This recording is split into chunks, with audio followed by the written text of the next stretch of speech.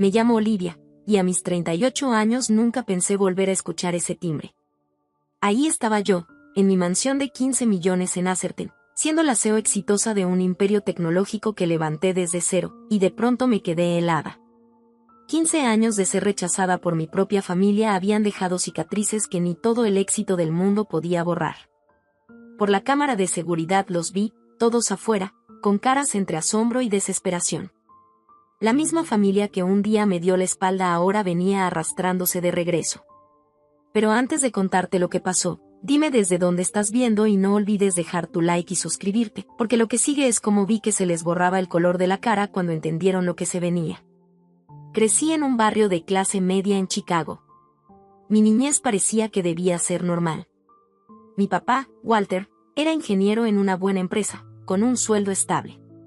Mi mamá, Elaine, daba clases de tercero de primaria en la escuela del barrio, querida por sus alumnos y por toda la comunidad. Desde afuera parecíamos la familia americana perfecta, una casa colonial de 4 recámaras, con cerca blanca y un golden retriever llamado Buddy. Pero las apariencias engañan. Yo era la más chica de 3 hijos. Mi hermano Philip, 7 años mayor que yo, era el niño de oro, estrella del fútbol, becas, puros dieces, y esa personalidad encantadora que hacía que todos lo quisieran.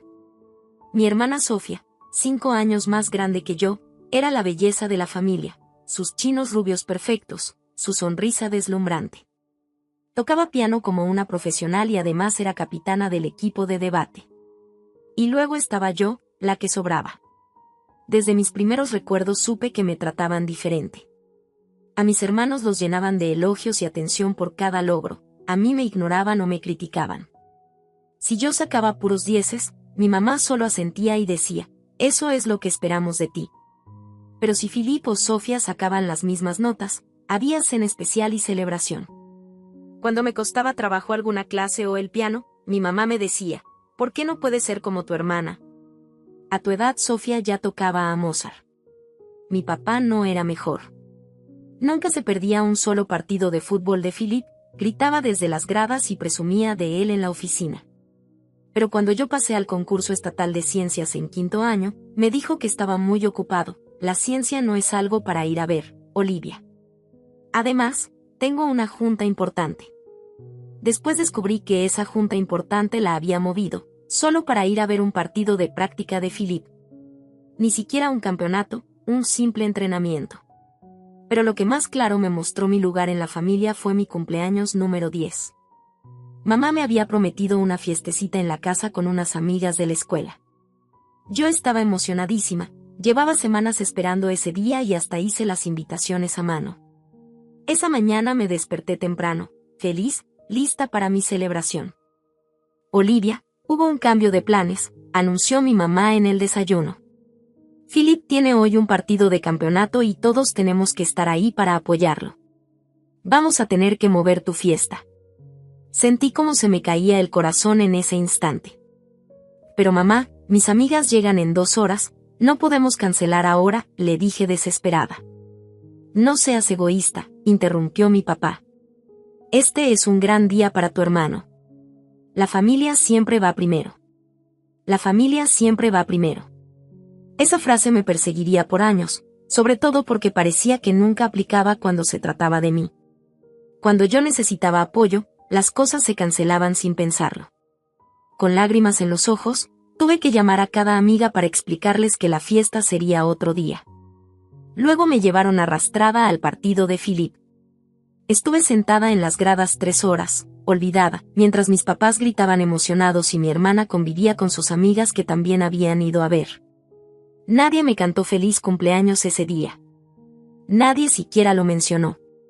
Al volver a casa no hubo pastel, ni regalos. Solo sobras de pizza de la celebración por el triunfo de Philip. Terminé comiendo sola en mi cuarto, con las lágrimas cayendo sobre el plato.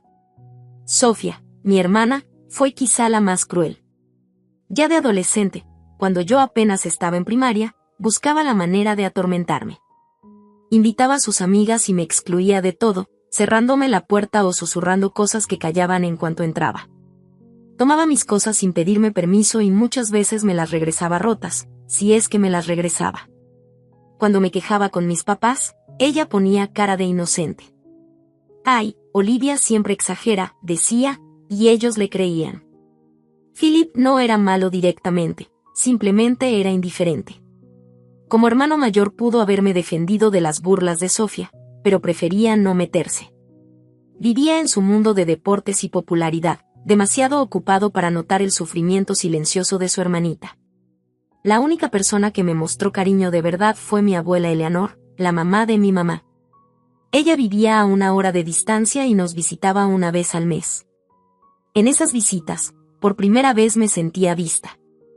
Tienes una chispa especial, Olivia, me decía mientras hacíamos galletas juntas en la cocina. Algún día, el mundo va a ver lo que yo ya veo en ti. Mi abuela Eleanor me traía libros porque se dio cuenta de cuánto me gustaba leer, a diferencia de mis papás, que pensaban que leer tanto era ser antisocial. Ella iba a mis ferias de ciencia y a mis presentaciones en la escuela, siempre sentada en primera fila, sonriendo orgullosa. Con ella no tenía que competir por atención o cariño. Su amor me lo daba sin condiciones. En la escuela me iba muy bien. Mis maestros siempre elogiaban mi inteligencia y mi creatividad. Pero en casa, esos logros se hacían menos.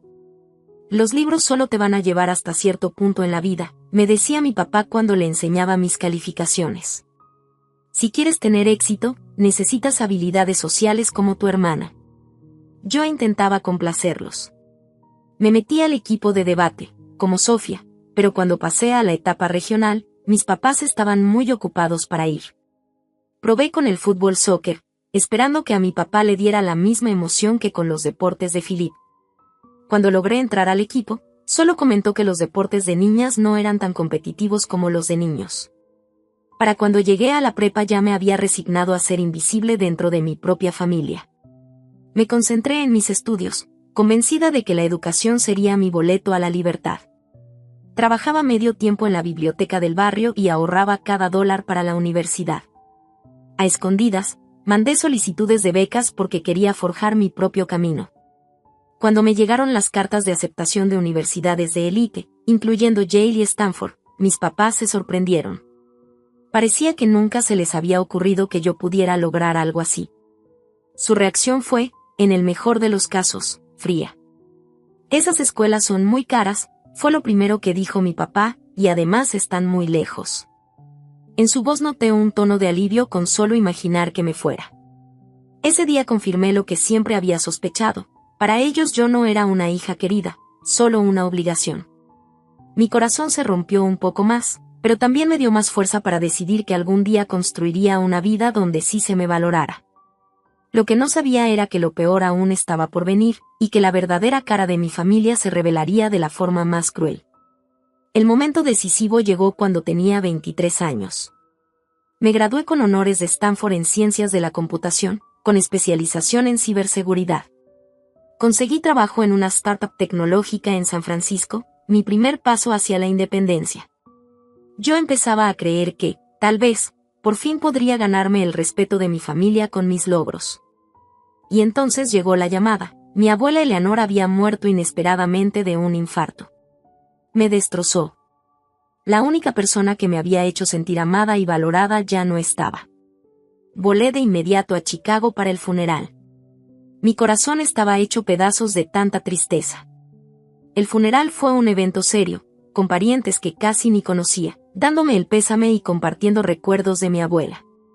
Durante la ceremonia me senté sola en la primera fila, mientras mis papás, Philip y Sofía se mantenían juntos, aparentando ser una familia unida en el dolor.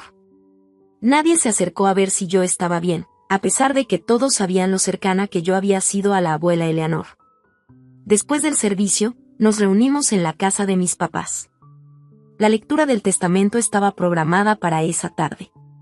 Yo me senté en un rincón de la sala, hojeando un álbum de fotos de mi abuela, tratando de asimilar la pérdida.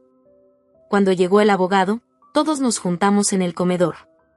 Empezó a leer el testamento y las cosas se repartieron como era de esperarse: la casa de mi abuela para mi mamá, el carro para Philip, la colección de joyas para Sofía. Y entonces vino la sorpresa. A mi querida nieta Olivia, leyó el abogado, le dejo el anillo de rubí de la familia y la cantidad de $5,000. Siempre fuiste especial para mí y sé que me harás sentir orgullosa. La sala se quedó en silencio. Mi mamá soltó una risita burlona. $5,000 y un anillo viejo. ¿Nada más eso? Yo estaba impactada por su reacción. No esperaba nada, y ese detalle me conmovió profundamente. El anillo de rubí era una reliquia familiar que había pertenecido a mi tatarabuela. Para mí no se trataba del dinero, sino del valor sentimental. El rostro de mi papá se puso rojo de coraje. «¿Que esto es un abuso?», gritó. Eleanor siempre tuvo favoritismo por Olivia, ¿quién sabe por qué? ¿Quién sabe por qué?, repetí, encontrando mi voz. Tal vez porque fue la única que me mostró cariño en esta familia. Fue ahí cuando todo explotó. Años de resentimientos y secretos salieron a la luz de golpe. ¿Quieres hablar de cariño?, y gritó mi papá. Nosotros te recibimos cuando nadie más quiso hacerlo. Te dimos un hogar y oportunidades que muchos niños solo sueñan. ¿Y así nos pagas?, me invadió la confusión. ¿Qué me recibieron? ¿De qué estás hablando? Mi mamá le lanzó a mi papá una mirada de advertencia, pero ya era tarde. El daño estaba hecho. Y tú ni siquiera eres nuestra hija, escupió con rabia. Tenías 2 años cuando te adoptamos, después de que tu madre murió. Lisa, la compañera de cuarto de Elaine en la universidad. Tuvo un hijo fuera del matrimonio y luego murió en un accidente de auto. No había papá, no había familia que quisiera hacerse cargo, así que nosotros lo hicimos por pura bondad. El mundo me empezó a dar vueltas. ¿Adoptada? Eso no podía ser real. Miré a mi mamá, suplicando en silencio que lo negara. Pero ella solo suspiró. Íbamos a decirte cuando fueras mayor, pero nunca pareció el momento adecuado. 23 años y nunca fue el momento adecuado para contarme la verdad de quién era yo. De golpe, todos esos años sintiéndome diferente, sintiendo que no pertenecía, cobraron un sentido doloroso. Había vivido una mentira toda mi vida. ¿Entonces todos sabían menos yo?, susurré. La mayoría de la familia lo sabía, dijo Sofía encogiéndose de hombros. No era exactamente un secreto, simplemente no lo hablábamos. No era un secreto. Claro, excepto para mí, la persona a la que le cambiaron la vida. Sentí un nudo en el estómago. ¿Y por qué la abuela Eleanor le dejó el anillo a Olivia?, preguntó Philip al abogado. Eso debería quedarse en la familia de sangre. Familia de sangre. Esas palabras me atravesaron como cuchillo. La señora Eleanor especificó claramente que Olivia debía quedarse con el anillo porque, según sus propias palabras, la verdadera familia se trata de amor, no de sangre, respondió el abogado, incómodo. Eso hizo explotar a mi papá de nuevo. Esa vieja siempre trató de arruinar nuestra manera de educar, llenándole la cabeza a Olivia con tonterías, haciéndola creer que era especial, cuando lo que intentábamos era que entendiera su lugar en el mundo. ¿Mi lugar? Y le solté, levantando la voz. ¿Y exactamente cuál es mi lugar en esta familia? Deberías estar agradecida de que siquiera te hayamos recibido, intervino Sofía. ¿Sabes cuántos huérfanos terminan en el sistema? Tú tuviste privilegios que muchos solo sueñan. La miré de frente, viéndola de verdad por primera vez. ¿Privilegios? Como que me recordarán siempre que nunca era tan buena como tú o como Philip. Como que olvidaran mis cumpleaños y que ignoraran mis logros. ¿Esos privilegios dices? ¿Ves? Y dijo mi mamá. Por eso nunca te lo contamos. Sabíamos que ibas a reaccionar con pura emoción y no con razón. Descubrir que toda mi vida ha sido una mentira me parece más que suficiente motivo para estar emocional, respondí. Mi papá se levantó de golpe, imponiéndose sobre la mesa.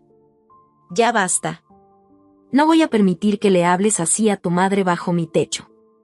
Si no puedes mostrar algo de gratitud por todo lo que hemos hecho por ti, entonces quizá lo mejor es que te vayas. Miré alrededor de la mesa, a los rostros de las personas que había llamado familia durante 23 años. Nadie dijo nada en mi defensa. Ni siquiera Philip, que siempre había sido el menos hostil conmigo. En ese momento tomé mi decisión. Está bien, dije en voz baja, tomando mi bolso. Me voy. Pero antes quiero saber una sola cosa, ¿hubo algo real? ¿Alguna vez me quisieron de verdad, o solo fui un caso de caridad del que se arrepintieron?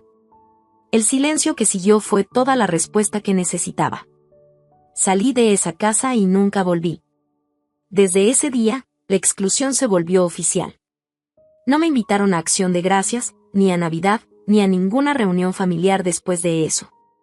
Veía fotos en redes sociales de reuniones familiares, celebraciones de fiestas y eventos importantes, siempre sin mí. Sofía a veces subía fotos con frases como reunión familiar completa o tan bendecida de tener a todos los que amo en un mismo lugar. Era como si me estuviera recordando, una y otra vez, que yo no contaba como parte de ese todos. Mi papá me mandaba correos fríos y formales, pidiéndome que no los buscara y que respetara la privacidad de la familia, como si yo fuera una extraña que los acosaba, no la hija que había vivido con ellos por más de 20 años. El golpe más duro llegó cuando vi las fotos de mis papás, orgullosos, en la boda de Philippe y después cargando al primer bebé de Sofía. Momentos en los que yo debía estar presente, borrados de la historia familiar como si nunca hubiera existido. Con solo $5,000 que me dejó la abuela Eleanor y su anillo de rubí como única herencia, corté todo lazo con ellos y me prometí construir una vida tan exitosa que un día se arrepentirían de haberme desechado. No tenía idea de lo mucho que cumpliría esa promesa. Con esos $5,000 y el anillo, que juré jamás vender, llegué a San Francisco decidida a empezar de nuevo. El dinero no duraría mucho en una de las ciudades más caras de Estados Unidos, así que tuve que ser muy cuidadosa. Encontré un departamentito en un barrio no muy bonito, compartido con 2 chavas que conocí gracias a un anuncio en una cafetería. Mi parte de la renta se llevó casi la mitad de mis ahorros de un golpe. Alice era enfermera y trabajaba de noche, y Jordan estudiaba una maestría en literatura. Las dos estaban tan ocupadas en sus cosas que nunca se metieron en mi vida, lo cual me venía perfecto. El depa era chiquitito, apenas cabía mi cama individual y un escritorio. La cocina apenas servía, y las 3 compartíamos un solo baño. Estaba a años luz de la casa cómoda en los suburbios donde crecí, pero era mío, y en eso encontré libertad. Conseguí un trabajo de nivel básico como soporte técnico en una pequeña empresa de software. El sueldo era bajísimo, apenas lo suficiente para cubrir mis gastos, pero era mi primera entrada al mundo de la tecnología. Mis días se iban en contestar llamadas de usuarios frustrados, resolver problemas sencillos y documentar fallas para pasarlas al equipo de desarrollo. El trabajo era monótono y no tenía nada que ver con mi educación o mis talentos, pero yo lo hacía con determinación. «Estás sobrecalificada para este puesto», me dijo mi supervisor en la revisión de los 3 meses, «pero aprecio mucho tu ética de trabajo. Si sigues así, pronto habrá oportunidades de crecer». Pero yo no quería esperar a que las oportunidades llegaran poco a poco. Cada noche, después de mi turno, regresaba a mi cuartito y me quedaba horas enseñándome a mí misma nuevos lenguajes de programación y protocolos de ciberseguridad. Me inscribí en cursos gratuitos en línea, participé en retos de programación y empecé a hacer pequeños proyectos para mejorar mi portafolio. Dormir se volvió un lujo que casi no podía darme, pero cada hora que invertía era una apuesta a mi futuro. Para ahorrar dinero, vivía a base de sopas instantáneas y sándwiches de crema de cacahuate. Yo misma me cortaba el cabello, compraba ropa en bazares de segunda y caminaba kilómetros para no gastar en transporte público cuando el clima lo permitía. Cada dólar que guardaba era un dólar más que me mantenía independiente de la familia que me había rechazado. 6 meses después de ese autoexilio, fui a un taller gratuito en la biblioteca pública. El tema era nuevas amenazas en ciberseguridad, justo el área en la que yo me estaba enfocando. La presentadora era la profesora Diana Chen, una experta reconocida de Berkeley. Me senté en la última fila, absorbiendo cada palabra, tomando apuntes detallados sobre los conceptos que quería investigar más a fondo. Cuando la charla terminó y la gente empezó a salir, reuní valor y me acerqué para hacerle una pregunta específica sobre unos protocolos de encriptación que había mencionado. La profesora Diana se sorprendió por lo técnico de mi duda. «Esa es una observación muy acertada», me dijo. La mayoría de la gente no habría notado ese detalle. ¿Ya trabajas en el área? Le conté mi experiencia y mi situación actual, cuidando de no mencionar nada personal sobre mi familia. Algo en sus ojos amables y la forma en que me escuchaba me hizo sentir vista, como no me pasaba desde que vivía mi abuela Eleanor. «Tienes una muy buena mente para esto», me dijo al final. «Voy a organizar un hackathon el próximo mes en Berkeley. Deberías venir». Ese hackathon cambió por completo mi camino. Trabajando con un equipo de desconocidos, ayudé a encontrar una vulnerabilidad importante en una aplicación financiera muy popular. Nuestra solución ganó el tercer lugar, lo más importante, llamó la atención de varios profesionales de la industria. La profesora Diana se convirtió en mi mentora no oficial. Me invitaba a más eventos y me recomendaba recursos para seguir aprendiendo. «Tienes una visión única sobre la seguridad», me dijo una vez después de escuchar mis ideas. «Ves fallas que otros no detectan porque piensas diferente». Bajo su guía, empecé a desarrollar un concepto nuevo para la protección de datos, basado en patrones de comportamiento en lugar de las típicas contraseñas. La idea tenía potencial, pero convertirla en un producto real requería recursos que yo no tenía. «Deberías buscar inversionistas», me sugirió la profesora Diana. «Esto podría revolucionar la seguridad de los datos personales». El mundo del capital de riesgo y de las inversiones para startups era algo totalmente desconocido para mí. Pasé semanas investigando, armando un plan de negocios y practicando mi presentación. La profesora Diana me presentó con algunos de sus contactos, pero las respuestas fueron, en el mejor de los casos, frías. «El concepto es interesante, pero no tienes historial. Regresa cuando tengas un prototipo funcionando. Nosotros solemos invertir en fundadores con más experiencia». Así, el rechazo tras rechazo se fue acumulando. 27 inversionistas me dijeron que no, y cada negativa me recordaba los rechazos de mi propia familia.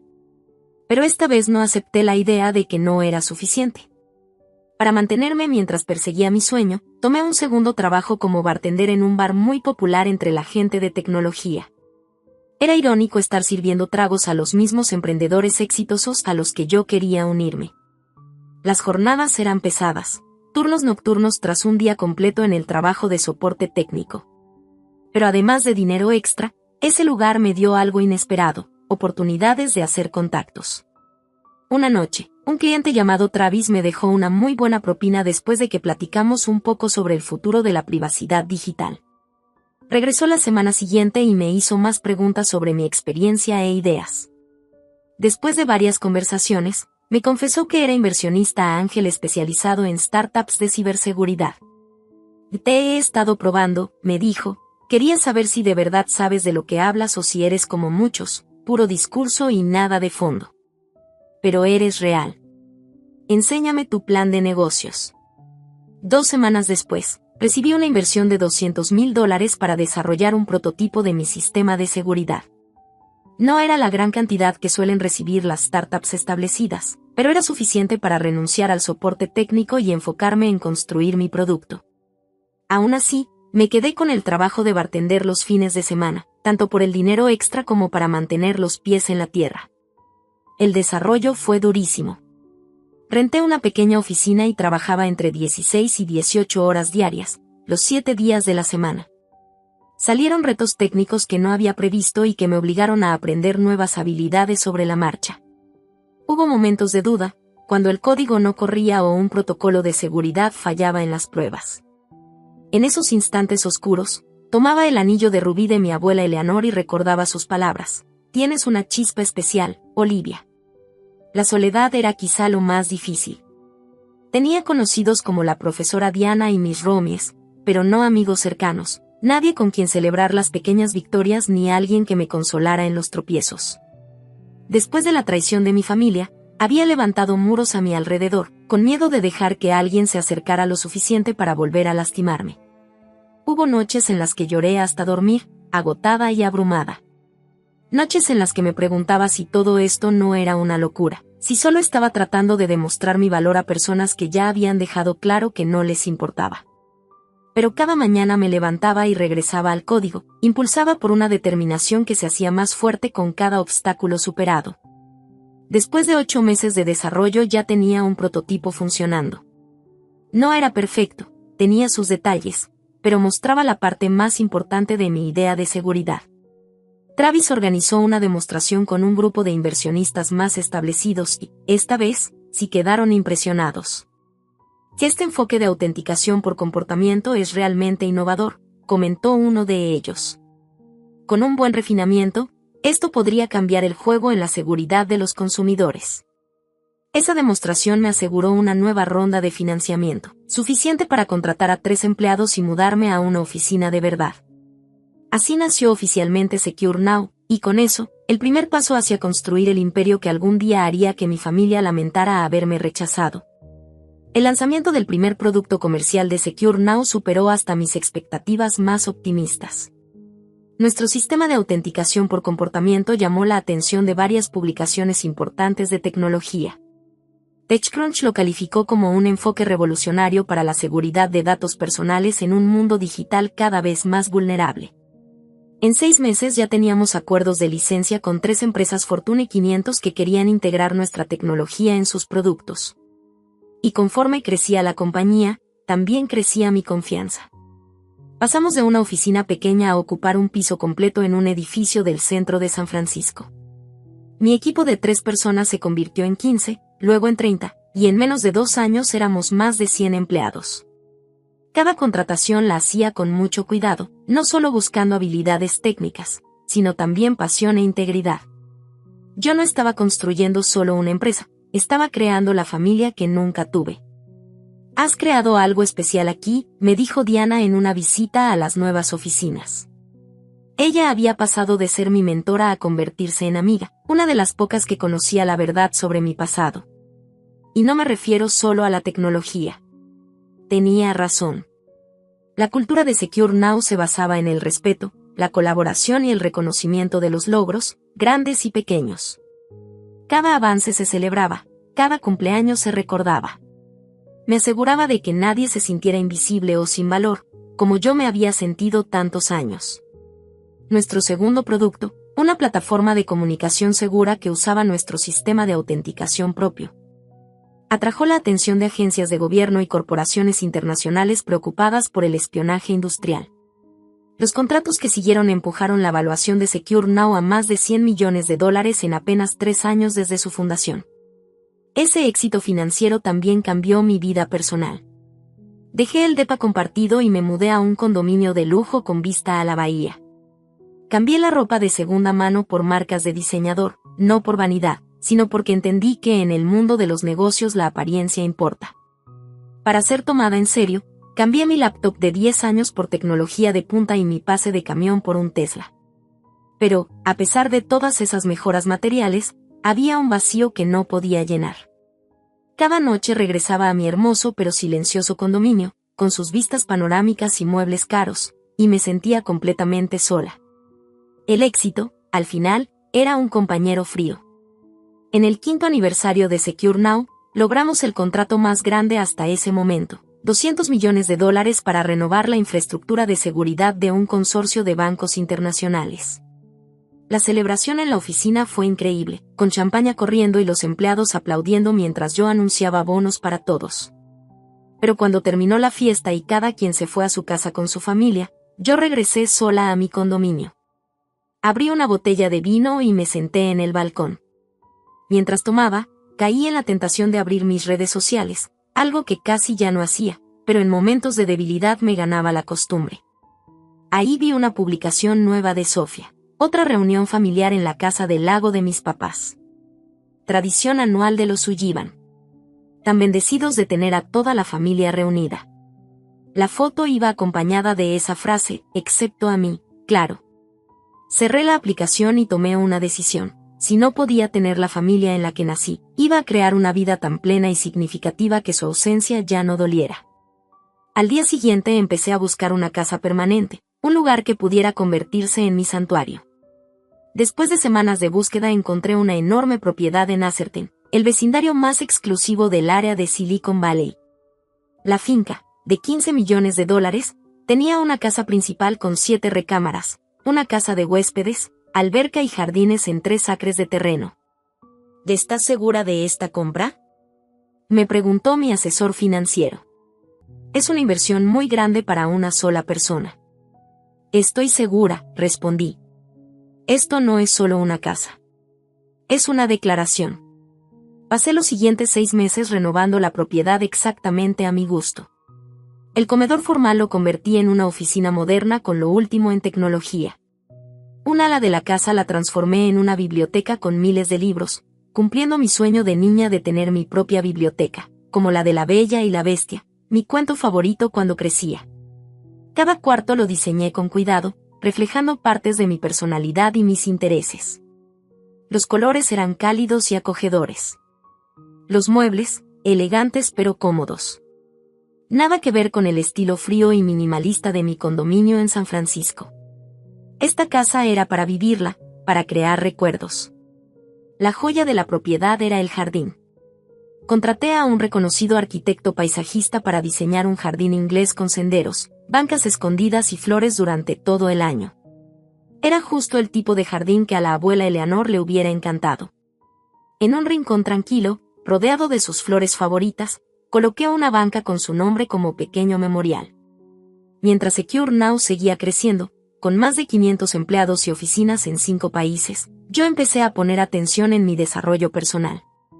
Me uní a consejos de organizaciones benéficas, sobre todo aquellas que apoyaban a niños en casas hogar y huérfanos. Creé un fondo de becas para estudiantes de computación que venían de familias con pocos recursos. También empecé a dar mentoría a mujeres jóvenes que entraban al mundo de la tecnología, decidida a ayudarlas a evitar algunos de los obstáculos que yo tuve que enfrentar. Con esas actividades poco a poco fui formando un círculo de amigos que no sabían nada de mi pasado y me aceptaban tal cual soy ahora.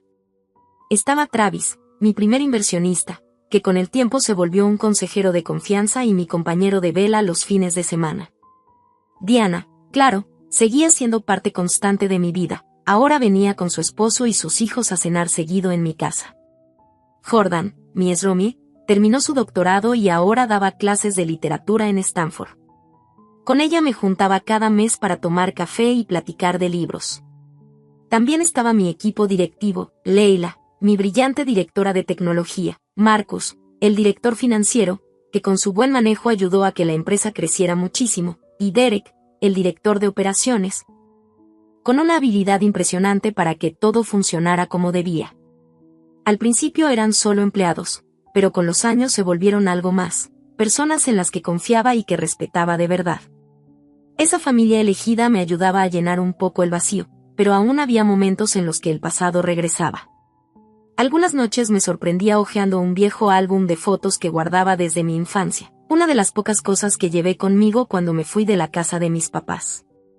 Las sonrisas en esas fotos parecían de desconocidos. Gente que yo creí que me quería, pero que me demostraron lo contrario. 10 años después de fundar Secure Now, llevé la empresa a la bolsa. La oferta pública fue un éxito total y de un día para otro me convertí en billonaria, al menos en papel. Mi cara salió en portadas de revistas de negocios con titulares como La Reina de la Seguridad, como Olivia Sullivan construyó un imperio tecnológico desde cero. Si mi familia biológica vio esas revistas, nunca se comunicaron. Su silencio era un alivio, pero también una herida que nunca cerraba. En el aniversario número 15 del día en que fui expulsada de mi familia, organicé una gala benéfica en mi mansión en Atherton.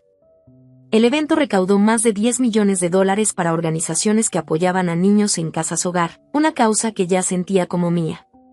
Mientras daba mi discurso frente a empresarios, políticos y celebridades de Silicon Valley que habían pagado miles de dólares por estar ahí, no pude evitar pensar en el camino que me había traído hasta ese momento. De ser una joven confundida y herida con solo $5,000 y un anillo de rubí, pasé a convertirme en una de las mujeres más influyentes de la tecnología. La mansión, el respeto de mis colegas, el impacto de mis obras benéficas, todo era testimonio de lo que había logrado, a pesar, o quizá gracias, a haber sido rechazada por quienes más debieron quererme. Y aún así, dentro de todo mi éxito, quedaba una parte de mi herida, preguntándose por qué nunca había sido suficiente para ellos. Esa parte estaba por recibir una respuesta inesperada. Porque justo al día siguiente, mi sistema de seguridad me avisó que había visitantes en la entrada. Era un domingo en la mañana, tranquilo, de esos que tanto disfrutaba después de semanas llenas de juntas y viajes de trabajo. Estaba disfrutando una taza de café en mi terraza, todavía en mi pijama de seda, mirando cómo los colibríes revoloteaban alrededor de los bebederos que había puesto por todo el jardín. La tranquilidad se rompió con el sonido del sistema de seguridad, avisando que había visitantes en la entrada. Molesta por la interrupción, tomé mi tableta para revisar la cámara. Lo que vi hizo que la taza se me resbalara de las manos y se rompiera contra el piso de piedra. Ahí estaban, parados en mi portón como fantasmas de otra vida. Mi papá, Walter, ya en sus 70s, su cabello que antes era oscuro ahora totalmente canoso, su figura alta pero encorvada por la edad. Mi mamá, Elaine, junto a él, con más arrugas de las que recordaba, pero todavía usando el mismo collar de perlas que llevaba desde que tengo memoria. Un poco detrás estaba Philip, más robusto, con aquel físico atlético de antes ya suavizado por la edad. Y Sofía, impecable como siempre, con su cabello rubio ahora perfectamente teñido para ocultar las canas. A su lado, 2 niños agarrados de sus manos, un niño de unos 10 años y una niña de quizá 8. 15 años. 15 años de silencio, de exclusión, de fingir que yo no existía. Y ahora estaban ahí, frente a la vida que yo había construido sin ellos. Mi primer impulso fue ignorarlos, dejarlos esperando hasta que se fueran. Pero la curiosidad me ganó. ¿Qué podía haberlos traído hasta mí después de tanto tiempo? ¿Qué querían de mí ahora? Con las manos temblando, apreté el botón del interfono. ¿Puedo ayudarles?, pregunté, tratando de sonar neutral. Olivia, somos mamá y papá, respondió la voz de mi madre, entrecortada por el altavoz. Y también Philip y Sofía. Queríamos hablar contigo. ¿Hablar conmigo después de 15 años de silencio? Yo debí decir que no. Debí pedirles que se fueran y no volvieran nunca. Pero en lo más profundo de mí, esa niña que siempre quiso la aprobación de su familia, me hizo presionar el botón para abrir la reja. Corrí a mi cuarto para cambiarme. Me puse unos jeans y una blusa sencilla, pasé un cepillo rápido por mi cabello. No quería que pareciera que había hecho un esfuerzo especial para ellos, pero tampoco quería dar la impresión de que su visita me había tomado por sorpresa. Cuando sonó el timbre de la puerta ya me había tranquilizado por fuera, aunque por dentro estaba hecha un torbellino. Abrí la puerta con lo que esperaba fuera una expresión de interés leve, no la confusión que me dominaba. Los 5 estaban en mi puerta, mirando la fachada de mi casa con un asombro que trataban de disimular. Olivia, dijo mi mamá, dando un paso al frente con los brazos extendidos como si quisiera abrazarme. Te ves maravillosa. Yo me hice un poco hacia atrás, evitando el abrazo. Gracias, respondí con frialdad. Esto sí que no lo esperaba. Hemos estado buscando el momento correcto para acercarnos, dijo mi papá, con una voz más suave de lo que recordaba. Cuando vimos el artículo sobre tu gala benéfica en el Wall Street Journal, pensamos que quizá ya era hora de reconectar. El Wall Street Journal. Por supuesto. No habían venido porque me extrañaran ni porque se arrepintieran de lo que hicieron. Habían venido porque vieron pruebas de mi dinero y de mi éxito en una revista nacional. Pasen, por favor, dije, en modo automático de hospitalidad. Aunque por dentro todavía procesaba lo que significaba, los guié por el vestíbulo con sus pisos de mármol y la escalera elegante hacia la sala principal, donde los ventanales daban vista al jardín y a la alberca. Vaya casa, dijo Philip, silbando bajito al ver los muebles a la medida y las pinturas originales en las paredes. Gracias, contesté simplemente, señalándoles los sillones de piel italiana para que se sentaran. ¿Quieren tomar algo? ¿Café, agua? Un café estaría bien, dijo mi mamá, sentándose apenas en la orilla del sillón, como si le diera miedo acomodarse del todo en mi casa. Aproveché la excusa de preparar el café para escapar a la cocina. Me recargué en la barra, respirando hondo para calmarme. Durante años había imaginado este momento, había soñado con lo que diría si algún día volvían a aparecer en mi vida. Pero ahora que era real, me sentía sin preparación, vulnerable de una forma que no había sentido en mucho tiempo. Regresé con una charola y mi porcelana más fina. Un detalle de vanidad que no pude resistir. Los niños de Sofía exploraban la sala mientras los adultos guardaban un silencio incómodo. «Estos son mis hijos», dijo Sofía cuando puse la charola en la mesa. «Jack y Emma». Asentí hacia los niños, que me miraban con curiosidad. «Hola», les dije, sin saber bien cómo comportarme con estos sobrinos que nunca había conocido. ¿Les había contado Sofía de mí? ¿Sabían que tenían una tía borrada de las fotos y de las conversaciones familiares? «Son muy bonitos», comenté, porque era lo que se esperaba decir. «Te hemos extrañado, Olivia», dijo mi mamá, con lágrimas asomando en los ojos. La actuación casi parecía creíble. «Todos estos años hemos pensado en ti». «¿De veras?», pregunté, con la voz firme, aunque la rabia hervía por dentro. Qué curioso, porque en 15 años no he recibido ni una tarjeta de cumpleaños ni un saludo de Navidad. No sabíamos cómo acercarnos, intervino mi papá. Después de cómo terminaron las cosas, no sabíamos si tú querías saber de nosotros. Pudieron intentarlo, respondí con frialdad. Mi correo no ha cambiado. Y mi empresa no es precisamente difícil de encontrar. Hemos seguido tu carrera, metió Philip. Hemos leído sobre tus logros. Todos estamos muy orgullosos de ti. ¿Orgullosos?, repetí la palabra, probándola con amargura en la boca. ¿Ahora están orgullosos?, dije con frialdad. No cuando me gradué con honores. No cuando empecé mi empresa. No cuando necesitaba apoyo y ánimo. Solo ahora, que tengo una mansión y una compañía valuada en miles de millones. Ahora sí están orgullosos. Un silencio incómodo cayó en la sala. Los niños sintieron la tensión y se acercaron a su mamá, que los rodeó con los brazos para protegerlos. «Olivia», dijo mi papá después de carraspear. «No venimos solo para reconectar, aunque eso es lo que queremos. También venimos porque, bueno, necesitamos tu ayuda». Ahí estaba. La verdadera razón por la que aparecieron en mi vida de repente. «¿Qué clase de ayuda?», pregunté, aunque ya sabía la respuesta. «Ayuda económica», admitió mi papá, bajando la mirada con un poco de vergüenza. «Mi empresa quebró el año pasado. La crisis nos pegó duro. Y a mi edad es casi imposible encontrar trabajo. Yo perdí mi empleo en tecnología hace 6 meses», añadió Philip. «Estoy haciendo trabajos independientes, pero no es estable. Además estoy en pleno divorcio. Y Harold me dejó por su secretaria», dijo Sofía, bajando la voz para que sus hijos no escucharan.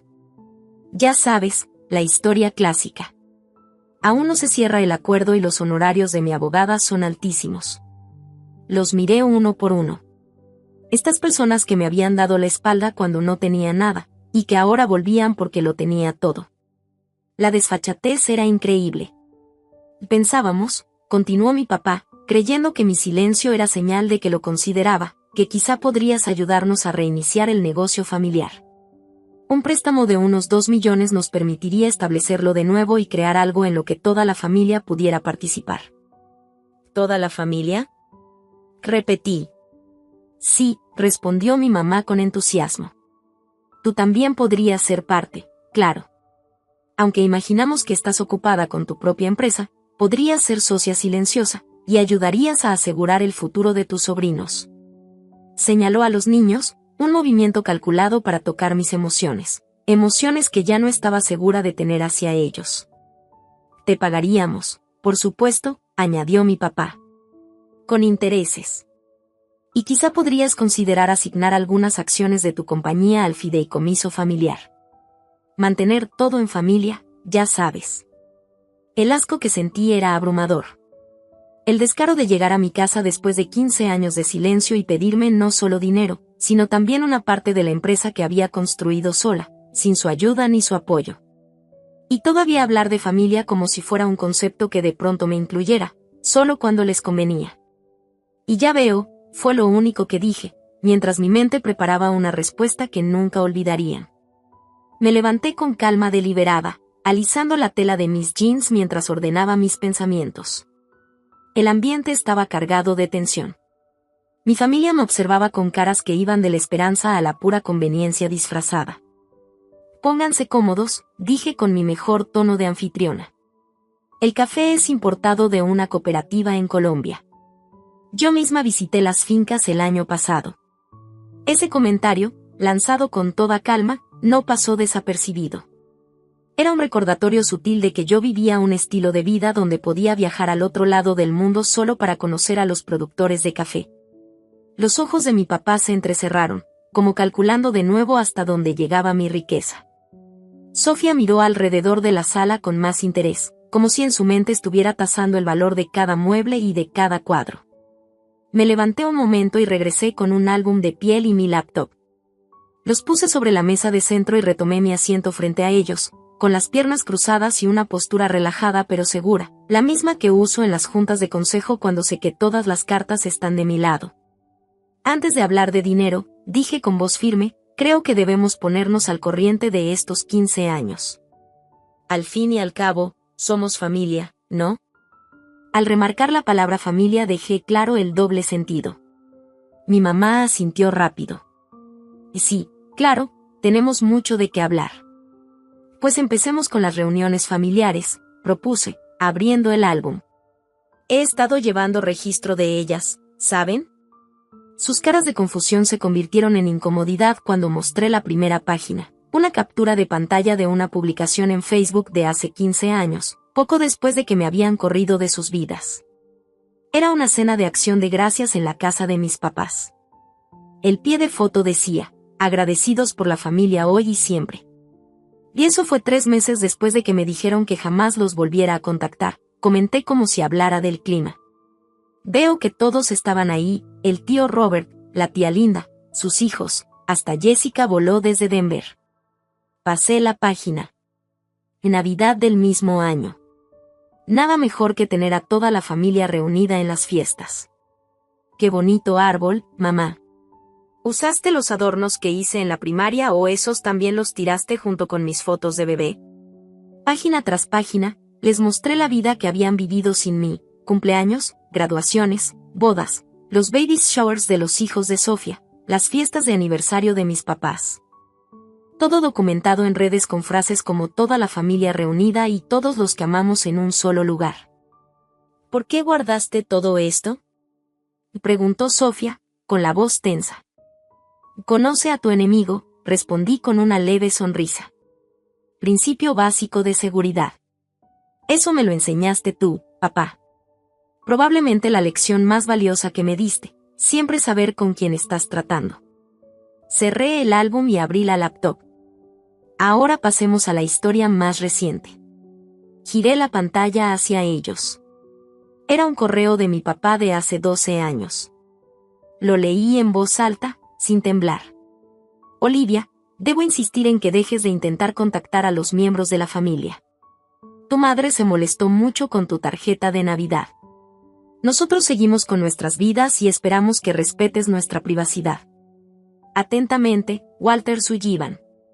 Levanté la vista hacia mi papá. Y esa fue la respuesta a la única tarjeta de Navidad que les mandé después de irme. Una tarjeta sencilla, deseándoles felices fiestas. Sin reclamos, sin pedir reconciliación, nada. Y así me contestaste. Tuvo la decencia de verse avergonzado, mirando sus manos. Y esto, seguí, mientras abría otro correo, es de Sofía, para su amiga Jenny, hace 3 años. Me lo copió por error. Leí, vi otro artículo sobre mi hermana la genio de la tecnología. Mamá no dejó de hablar de eso todo el día. Como si ser rica borrara lo rara que fue creciendo. Hay gente que de pura suerte tiene todo, aunque sea socialmente inepta. Encantadora, Sofía, dije con ironía. El rostro de mi hermana se puso rojo. No quise decir eso. Oh, creo que sí quisiste, la interrumpí. Pero no importa. Tu opinión dejó de significar algo para mí hace mucho tiempo. Cerré la laptop y me incliné hacia adelante, mirando a cada uno de ellos directo a los ojos. Durante 15 años ustedes vivieron como si yo no existiera. Celebraron fiestas, compartieron momentos importantes, se apoyaron en las malas. Fueron una familia en todo el sentido de la palabra, solo que sin mí. Y esa fue su decisión. Me levanté y caminé hacia la ventana. Afuera estaba el jardín que yo misma había creado, con la banca dedicada a la abuela Eleanor, la única que de verdad me quiso. Y ahora vienen aquí, a la casa que yo construí, a la vida que levanté sin ayuda de nadie, y me hablan de familia, como si fuera algo que se recoge y se suelta según convenga o deje dinero. Me giré de nuevo hacia ellos. Y déjenme ser clara, no necesito una familia que solo me busca cuando tengo algo que darles. No necesito unos padres que solo me reconocen cuando soy exitosa. No necesito hermanos que se burlan de mí a mis espaldas pero que vienen a pedirme favores. El rostro de mi papá estaba pálido. Mi mamá lloraba en silencio, no sabía si de remordimiento verdadero o de enojo porque su plan había fallado. Philip miraba al piso, y Sofía estaba tiesa, entre furia y vergüenza. Y dicho esto, agregué, bajando un poco el tono de voz al mirar a los niños, que se veían confundidos e incómodos, yo no creo en castigar a los hijos por los errores de sus padres. Regresé a mi asiento y hablé directamente con ellos. Jackson, Emma. Yo soy su tía Olivia. Nunca nos habíamos visto hasta hoy, pero eso no es culpa de ustedes. Me gustaría conocerlos a los dos, si ustedes quieren, les dije a los niños. Ellos voltearon a ver a su mamá, sin saber cómo responderle a esta desconocida que aseguraba ser su tía. Y para que quede claro, continué, mirando otra vez a los adultos, no les voy a dar $2 millones para revivir un negocio familiar que ya fracasó una vez. Tampoco voy a ceder acciones de mi empresa a un fideicomiso familiar. Lo que sí voy a hacer es crear fondos de educación para Jackson y Emma, para que tengan la oportunidad de estudiar en la universidad que ellos elijan cuando llegue el momento. La cara de Sofía mostró una mezcla rara de alivio, decepción y orgullo herido. Y no necesitamos tu caridad, empezó a decir. Y no es caridad, la interrumpí. Es una inversión en los únicos inocentes en esta sala. Los fondos estarán manejados por mi equipo financiero y solo podrán usarse para educación. Ustedes no tendrán acceso al dinero. Me puse de pie, dando a entender que la reunión había terminado. Esa es mi oferta. Tómenla o déjenla. Mi papá también se levantó, con el rostro rojo de ese enojo que yo conocía demasiado bien. Después de todo lo que hicimos por ti. ¿Y exactamente qué hicieron por mí? Pregunté en voz baja. Recuérdame. Te dimos un hogar cuando nadie más lo haría. Te alimentamos, te vestimos, te mandamos a buenas escuelas. Hicieron lo mínimo legal que se espera de unos padres, lo corregí. Y me hicieron sentir todos los días que era una obligación, no una decisión tomada por amor. Y en cuanto tuve edad suficiente para que me echaran, lo hicieron sin pensarlo. Mi mamá se levantó también, con lágrimas corriéndole por la cara. Olivia, por favor, cometimos errores. Lo sentimos. ¿Lo sienten por lo que me hicieron, o porque resulté exitosa sin ustedes? Pregunté. Porque esas son dos cosas muy diferentes. No tuvo respuesta. Creo que ya es hora de que se vayan, dije con firmeza, aunque en tono suave. Mi asistente se pondrá en contacto con ustedes sobre los fondos de educación de los niños, si deciden aceptarlos. De lo contrario, les deseo lo mejor. Los acompañé a la puerta, manteniendo la compostura a la fuerza. Cuando ya estaban afuera, Sofía se volvió hacia mí, con una expresión más suave de la que le había visto en décadas. Para lo que valga, dijo en voz baja, estoy orgullosa de lo que has logrado. De verdad lo estoy. Era demasiado tarde para eso, pero asentí reconociendo sus palabras. Cuida a tus hijos, Sofía, respondí. Ellos merecen algo mejor de lo que nosotros tuvimos. Cerré la puerta detrás de ellos y me quedé recargada en ella, dejando que por fin salieran las lágrimas. No eran de tristeza ni de arrepentimiento, sino de liberación. Al enfrentarme a mi familia, al negarme a ser manipulada otra vez, finalmente me había liberado de las últimas cadenas de su aprobación. Saqué mi teléfono y marqué el número de la única persona que sabía que me entendería. Y Diana, soy Olivia. ¿Puedes venir? Mi familia acaba de irse y necesito a una amiga ahora mismo. Mientras esperaba a que llegara Diana, miré a mi alrededor, la casa tan bonita que había construido, la vida que logré armar solo con determinación y con la certeza de que yo merecía algo mejor. Por primera vez sentí de verdad que la abuela Eleanor estaría orgullosa de la mujer en la que me convertí, no solo por mis logros, sino por haber encontrado la fuerza de defenderme. El sonido de un carro entrando en la cochera anunció la llegada de Diana, apenas 30 minutos después de mi llamada. Una de las cosas que más valoraba de nuestra amistad era su manera de estar siempre que la necesitaba, sin preguntar nada. Me encontró en el jardín, sentada en la banca de la abuela Eleanor, girando distraídamente el anillo de rubí en mi dedo, como siempre que me quedaba pensando mucho. ¿Iría pesado? Y dijo en voz baja, sentándose junto a mí. Podrías decirlo, respondí con una sonrisa débil. Le conté todo, desde que los vi en la cámara de seguridad hasta el momento en que se fueron. Diana escuchó sin interrumpirme, con la cara reflejando lo que yo misma sentía mientras hablaba. ¿2 millones y acciones de tu empresa? Repitió cuando terminé. La verdad, hasta impresiona el descaro. No pude evitar soltar una risa. Exacto. Después de 15 años sin saber de ellos, llegan esperando que les regale dinero. Como si nunca hubiera pasado todo lo que me hicieron. Pero no cediste, dijo Diana, apretándome la mano. Ayudaste a los niños sin dejar que los adultos te manipularan. Eso requiere valor. Nos quedamos en silencio unos minutos, viendo cómo el sol de la tarde alargaba las sombras en el jardín. Yo me sentía agotada por el día, pero al mismo tiempo extrañamente en paz. ¿Sabes qué es lo más raro? Dije al fin. Durante años imaginé este momento, el de que me vieran triunfar y se arrepintieran de cómo me trataron. Pero ahora que pasó, se siente vacío. Su arrepentimiento, si es que lo tienen, no cambia nada. Diana asintió con calma. Porque ya entendiste que su aprobación nunca fue el premio que pensabas. Sus palabras me dieron de lleno, como una verdad que había tardado mucho en aceptar. Exacto, dije. Pasé gran parte de mi vida tratando de ganarme un amor que debió darse sin condiciones. Hasta al construir esta empresa, esta fortuna, una parte de mí seguía siendo esa niña que quería demostrar que merecía ser querida. ¿Y ahora? Me animó Diana. Ahora sé que ese nunca fue el problema. Su incapacidad de amarme fue su falla, no la mía. Ningún éxito mío podía reparar lo que estaba roto en ellos. En los días que siguieron, pasé por muchas emociones, desde el enojo que todavía quedaba hasta una tristeza inesperada por los lazos familiares que en realidad nunca tuve.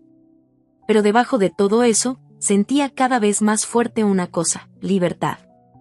La última esperanza que me quedaba de que algún día reconocieran el daño que hicieron, de que pudiéramos ser una familia de verdad, se apagó por completo. Esa fantasía me había detenido más de lo que yo misma me daba cuenta.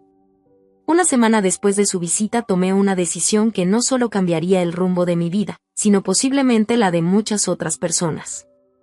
Creé la Fundación Eleanor Grace, en honor a mi abuela, dedicada a apoyar a niños en el sistema de acogida, sobre todo a aquellos que habían sido adoptados y luego rechazados o maltratados por sus familias adoptivas. La fundación daría no solo ayuda económica para estudios y necesidades básicas, sino también apoyo psicológico, programas de mentoría y defensa legal. Puse un fondo inicial de $50 millones y me comprometí a supervisar personalmente su funcionamiento junto con mis responsabilidades en Secure Now. En la etapa de planeación me reencontré con Jordan, mi excompañera de cuarto, que ahora daba clases de literatura en Stanford. Platicando con un café en la mano, le conté mi visión para la fundación y lo personal que era para mí. Y nunca lo supe, me dijo, conmovida. Todos esos años que vivimos juntas y yo no tenía idea de lo que habías pasado. Y era buena para esconderlo, admití. No quería que nadie me tuviera lástima. Y no es lástima dejar que la gente te quiera, Olivia, respondió con suavidad. Es conexión humana, y creo que te la has negado demasiado tiempo. Sus palabras me hicieron pensar mucho. Yo había construido muros para protegerme de más rechazos, pero esos mismos muros me habían cerrado las puertas a las conexiones reales que tanto deseaba. Mi éxito, mi dinero, incluso mi trabajo de ayuda, nada de eso podía reemplazar las relaciones humanas auténticas. Cumpliendo lo prometido, Abrí fondos educativos para Jackson y Emma Sofía los aceptó con un correo frío de agradecimiento. No era una reconciliación, pero sí un pequeño puente hacia la siguiente generación, una oportunidad de romper el ciclo de indiferencia emocional que había marcado mi propia infancia. 3 meses después de la visita de mi familia, me uní a un grupo de apoyo para adultos que habían vivido el distanciamiento familiar. Sentada en círculo con personas con historias parecidas, encontré un nivel de comprensión que nunca antes había sentido. Ellos sabían, en carne propia, lo que es el dolor de ser rechazado por quienes deberían haberte amado sin condiciones. La familia no siempre es la de sangre, dijo una mujer en una sesión muy fuerte. La familia es quien te quiere cuando más lo necesitas. Esa frase sencilla me aclaró algo que había estado aprendiendo poco a poco durante los años. Al mirar a las personas que yo había apoyado y a quienes me habían apoyado a mí, me di cuenta de que ya había formado una familia elegida, una mucho más amorosa que la que me tocó al nacer. Estaba Diana, la que confió en mí cuando yo era una chava nerviosa en un taller de tecnología. Estaba Travis, que apostó por mis ideas cuando otros 27 inversionistas me habían dicho que no. Estaba también mi equipo en Secure Now, que me respaldó en los momentos buenos y en las crisis. Y estaban los niños de los programas de mi fundación, cuyos dibujos y cartas ahora llenaban una pared de mi oficina en casa. 6 meses después de la confrontación con mi familia biológica, decidí organizar una reunión en mi casa de Atherton. No era una gala de beneficencia ni un evento de negocios, sino una celebración sencilla de la conexión humana. Invité a todas las personas que habían marcado mi vida, desde Diana y su familia hasta mis primeros roomies en San Francisco, desde Travis y su esposa hasta los compañeros de mi grupo de apoyo. La casa y los jardines se llenaron de risas y conversaciones de gente que conocía mi historia y me aceptaba tal como soy, con todo y mis defectos. Ya tarde, me senté un momento sola en la banca de la abuela Eleanor. El anillo de rubí brillaba con la luz de las lámparas del jardín, reflejando el mismo calor que yo recordaba en sus ojos. Casi podía escuchar su voz: la verdadera familia es el amor, no la sangre. Tenía razón. Los lazos de sangre pueden ser el inicio, pero no son la definición. La familia se construye con amor, respeto y con las decisiones de estar presentes unos para otros día tras día. No se mide con ADN ni papeles legales, sino con la profundidad de la conexión y la seguridad que sentimos en la compañía de los demás. Mi camino, de niña rechazada a mujer de negocios exitosa, había estado marcado, en parte, por la necesidad de demostrar mi valor a quienes me habían desechado. Pero la verdadera transformación llegó cuando entendí que mi valor nunca estuvo en duda, lo único que faltó fue su capacidad de verlo. La familia que alguna vez me definió por mi ausencia ya no tenía poder sobre mi felicidad. En su lugar tenía una comunidad de familia elegida, gente que había ganado su lugar en mi vida con hechos, no con lazos de sangre. Sentada en mi jardín, rodeada de la vida que había construido y de las personas que me ayudaron a hacerlo, sentí una paz que nunca había tenido. Las heridas del pasado siempre serían parte de mi historia, pero ya no dictaban mi futuro. El anillo de rubí ya no era solo un recuerdo de la única persona de mi familia biológica que me amó de verdad. Ahora era un símbolo de la lección más grande que aprendí entre dolor y triunfo. Todos tenemos el poder de crear nuestra propia definición de familia, de construir lazos con amor genuino y no por obligación.